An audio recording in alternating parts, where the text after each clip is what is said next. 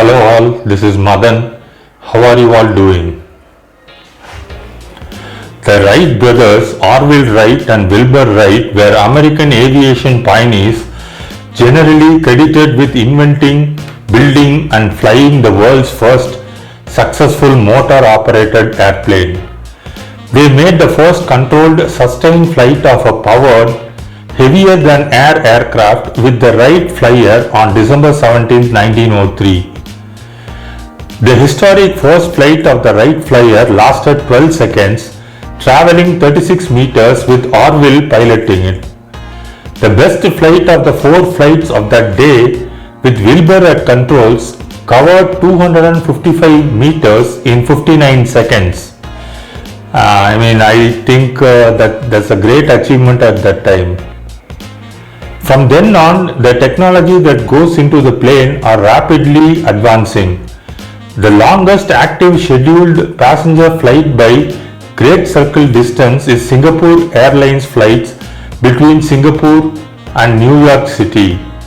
The total distance is 15,349 kilometers. As it is always with the case of man, that anything he invents, he will try to weaponize and murder millions of innocent children, men and women. That is what happened. When World War I was going on, they made airplanes for military use. Then in 1916, in a World War I war effort context, the first concrete-paved runway was built in France. This is perhaps the first runway ever built.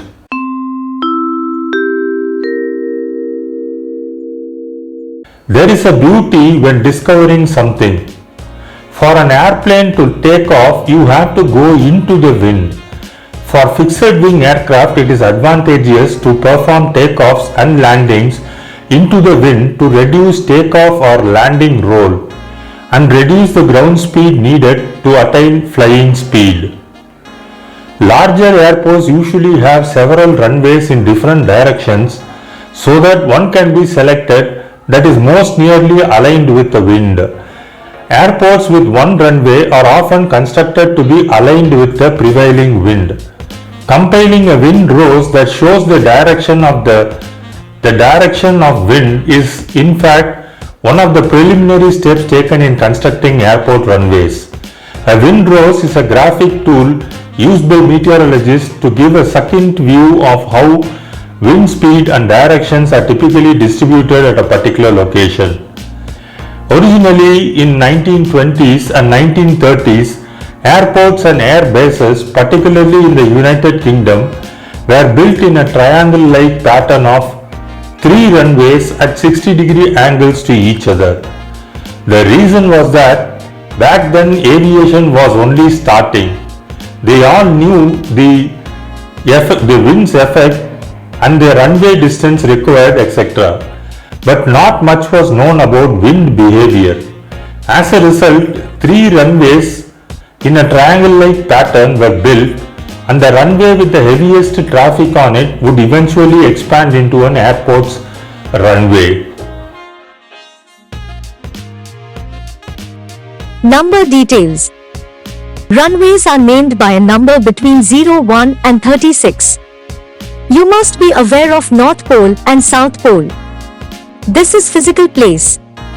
But there is another measurement called the magnetic azimuth. I don't want to go into too much details and technicalities.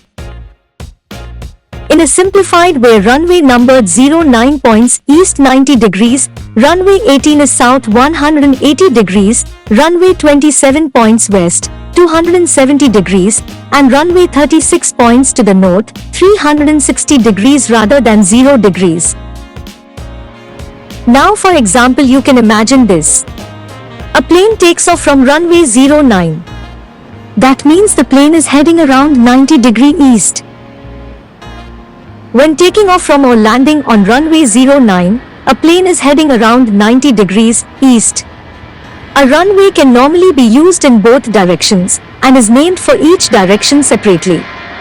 For clarity in radio communications, each digit in the runway name is pronounced individually, runway 15, runway 33, etc., instead of 15 or 33. Runway dimensions vary from as small as 245 meters long and 8 meters wide in smaller general aviation airports. It may go up to 5,500 meters, that is about 5.5 kilometers long, and 80 meters wide at large international airports built to accommodate the largest jets. One interesting tidbit. But in the lake bed runway at Edwards Air Force Base in California, one airway length was a huge 11,917 meters, that is 11.9 kilometers, and 274 meters. It was developed as a landing site for the space shuttle. There are runway markings and signs on most large runways. Larger runways have a distance remaining sign, black box with white numbers. This sign uses a single number to indicate the remaining distance of the runway in thousands of feet. For example, a 7 will indicate 7,000 feet. The runway threshold is marked by a line of green lights. Some beautiful and well-planned lighting system for a runway. When viewed from the landing threshold, runway centerline lights are white until the last 3,000 feet. A feature that they begin to alternate red and white for 2,000 feet and eventually solid red for the final 1,000 feet. Runway lighting are used at airports for use at night and low visibility. Seen from the air, runway lights form an outline of the runway. A runway may have some or all of the following.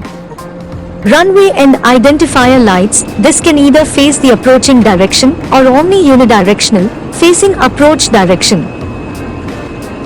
Runway end lights, a pair of 4 lights on each side of the runway on precision instrument runways. These lights extend along the full width of the runway. These lights show green when viewed by approaching aircraft feet and red when seen from the runway. Runway edge lights, white elevated lights that run the length of the runway on either side. On precision instrument runways, the edge lighting becomes amber in the last 2,000 feet. 610 meters of the runway or last third of the runway, whichever is less. Taxiways are differentiated by being bordered by blue lights or by having green center lights, depending on the width of the taxiway and the complexity of the taxi pattern. Okay, now it is called the runway centerline lighting system. These lights are embedded into the surface of the runway at 50 feet intervals along the runway center line on some precision instrument runways. These are white except the last 900 meters, that is 3000 feet. Then they alternate white and red for next 600 meters and solely red for the last 300 meters.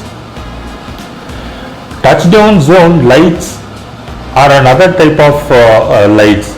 These are rows of white light bars at 30 or 60 meters interval on either side of the center line for 900 meters.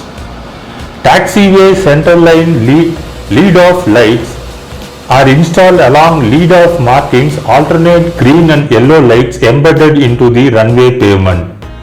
It starts with green light at about the runway center line to the position of first center line, light beyond the whole shot marking on the taxiway. Approach lighting system. A lighting system installed on the approach end of an airport runway and consists of series of light bars, strobe lights, or a combination of the two that extends outward from the runway end.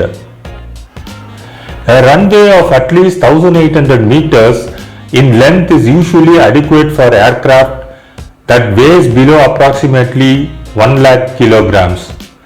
Larger aircrafts, including wide bodies, will usually require at least 2400 meters at sea level. International wide-body flights, which carry substantial amount of fuel and are therefore heavier, may also have landing requirement of 3200 meters or more, and they have the takeoff requirements of 4000 meters.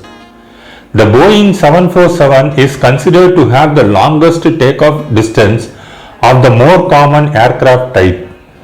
and has set the standard for runway lengths of larger international airports. In India, recommendation of International Civil Aviation Organization are now followed more often. For landing, only altitude correction is done for runway length, whereas for takeoff, all types of corrections are taken into consideration. I would like to say a small tidbit. The world's longest paved runway at Quamdo Bamda Airport in Tibet, that is in China, has a total length of 5,500 meters. It is more than 5.5 kilometers. Watching this video, maybe some wants to jump on a plane, take a window seat and observe all the letters and light system. Just do it if you can afford it. Thanks for watching this video till the end. Please like, comment, subscribe and most importantly share it to your friends and family. Thanks once again. Take care. Bye bye.